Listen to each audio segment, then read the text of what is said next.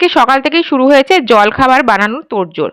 প্রথমে হচ্ছে পরোটা বানানো হচ্ছিল বাচ্চাগুলোর জন্য, তোজো ডিরো সবাই খাবে। এদিকে আমি বানাচ্ছিলাম হচ্ছে আদা দিয়ে গরম গরম চা, আর এদিকে আবার লুচিও ভাজা হচ্ছে। কেউ কেউ লুচি তরকারি খাবে, কেউ কেউ আবার বলছে এই গরমে লুচি খাবে না, তারা আবার মুড়ি খাবে, মানে রকমারি জলখাবারের ব্যবস্থা।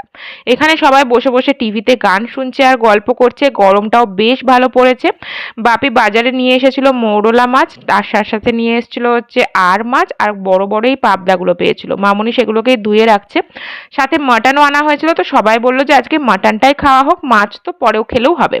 মাটনের লোভ বাঙালিরা খুব সহজে ছাড়তে পারে না। এইদিকে হচ্ছে সেজো মেসোমশাই গিয়েছিল তারাপীঠ, সেখান থেকে তোজোর জন্য এই ট্রেনটা নিয়ে এসেছে। তোজো তো সাথে সাথেই খোলা শুরু করে দিয়েছে। ট্রেনে এখন তোজোর বিশাল ইন্টারেস্ট। আর এই হচ্ছে মাটন কষা, এটা সেজো মাসি বানিয়েছিল, দারুণ হয়েছিল মাটন কষা।